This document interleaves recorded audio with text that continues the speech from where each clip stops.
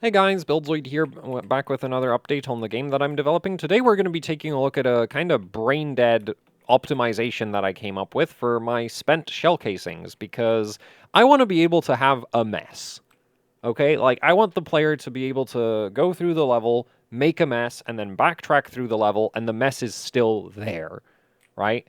And the normal way that games deal with spent ammunition casings is they just despawn them on a fixed timer.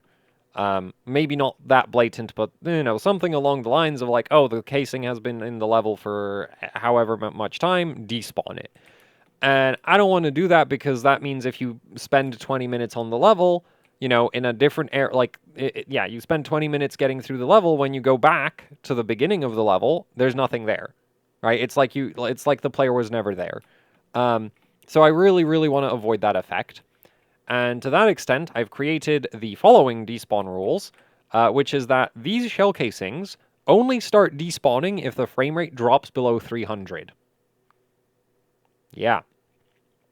So let me demonstrate, because right now they're just not going to despawn because the frame rate is like over 600. So if I shoot the gun, the frame rate goes below 100, and you can see them starting to like get deleted. I also have a check that they don't like fall infinitely below the level. But the end result is like, sure, the mess isn't the same mess that I started with, but there is still a mess, right? And this system does have some flaws.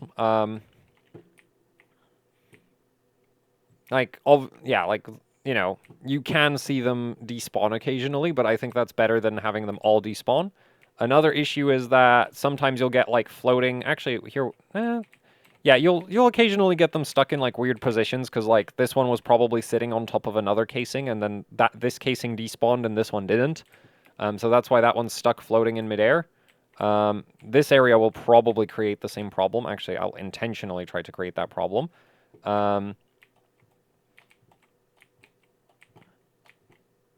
Also, you'll notice these things actually have physics when they first spawn in. And those physics don't get turned off until they touch the ground and, well, until they've been alive for like 10 seconds and touch the ground. Which does mean that sometimes they'll do that, which not ideal, but like trying to figure out if this thing is on the floor or not is kind of annoying. So this is the cheap alternative to that. Occasionally they'll get stuck on walls because they just check if they're colliding with something, and then if they are, their physics get turned off. But when they first spawn in, like you can actually interact with them, so they're not completely just dead objects from the get-go. And it does mean you can airwalk off of them, right? Because I have a wall kickoff mechanic that basically, as long as you're touching a wall, you can kick off of it, which means that, yeah, you can airwalk off of spent shell casings, which is kind of a funny mechanic that came about due to how the game works, and I rather like it that's a thing. And yeah, and at this point, I think like you can tell that like the mess that is in this room here is changing, right? Because yeah, the shell casings are despawning, but at least there are some still there. Now, one obvious issue again is like, well, Buildzoid, if the player is on a bigger level and they spend most of their time fighting in a room that's like in one room, and then they go back to a room that they were at like the very beginning of the level, that room is going to be relatively clean. And that is true, and I don't have a fix for that. But I am still pretty happy that these like, you know, like these don't blatantly despawn like they do in a lot of, well, existing video games. Right? Like if you're like at this point right now, if you keep staring at them, they're going to be here forever.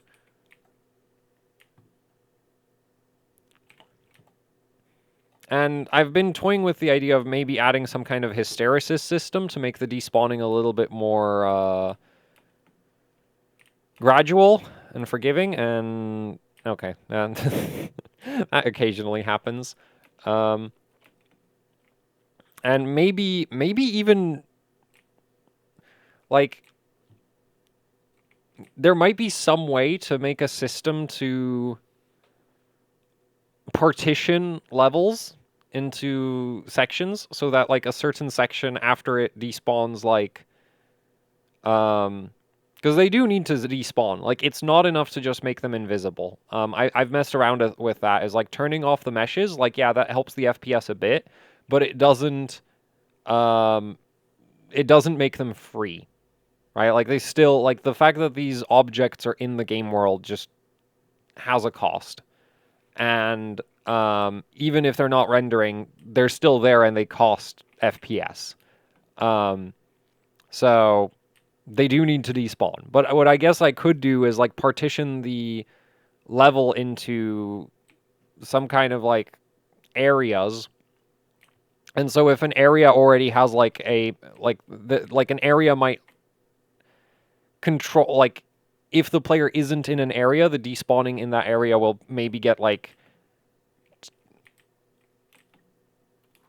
frozen, and only areas that the player is actively in would have the despawning active. Right? So only like, yeah, only actually that should work. Actually, I wouldn't even necessarily have to do that on like an area basis. I could do that on a proximity to player basis. So if the player is really far away,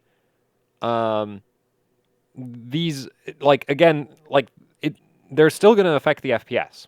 Okay, like the fact that these are in the same level as the player character at the same time, they're affecting the FPS by existing. But my main goal is not to like my main goal is to make sure that when the player comes back to that area, there's still something there, right? So if they're far away, like only the player's immediate area is governed by immediate area, like I don't know, it could be a 500-meter radius sphere for all I know. Could be governed by the despawning rules for the shell casings. So yeah, so there's definitely some further adjustments that could be made to the system, but like in its current form of like just like kind of brainless like like basically if the frame rate goes below 300 every 3 seconds 20% of these get randomly despawned is the current system. And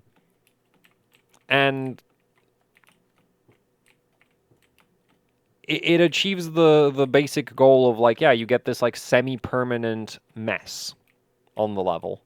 It's not literally permanent because obviously it keeps changing. But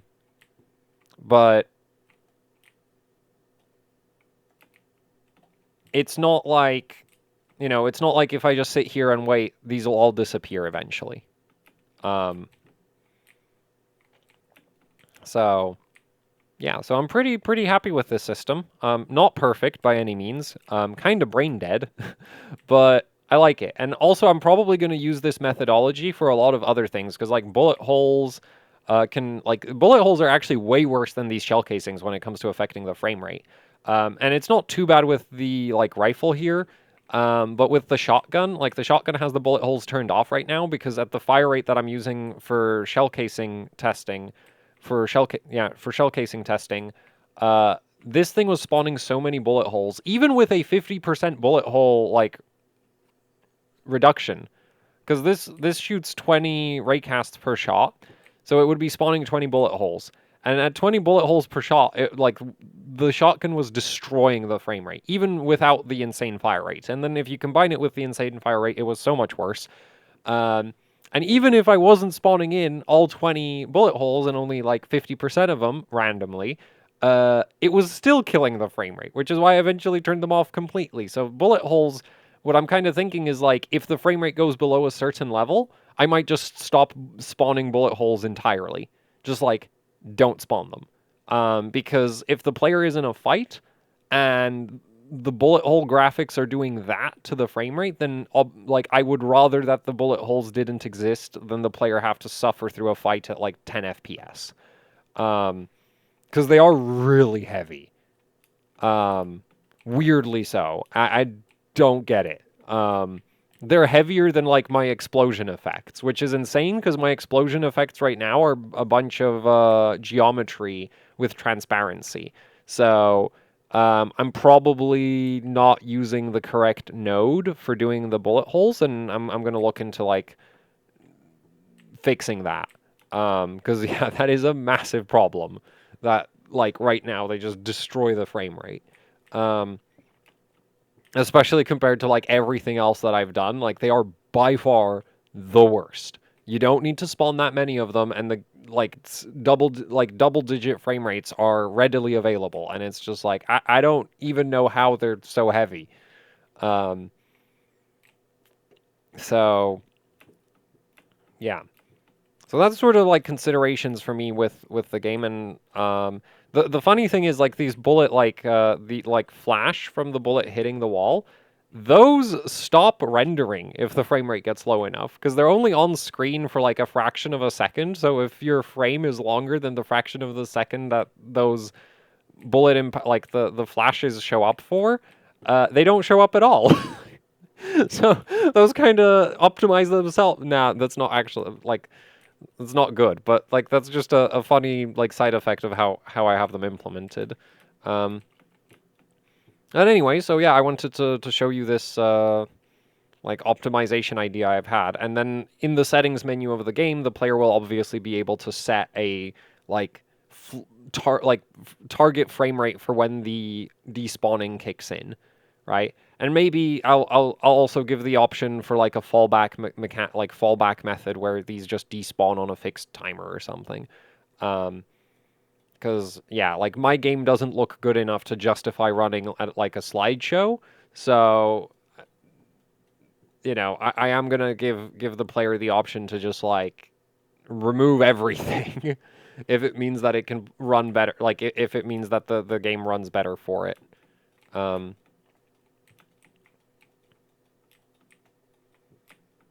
so yeah, that's it for this video. Hopefully you found this somewhat interesting. And that's it. So thanks for watching and goodbye.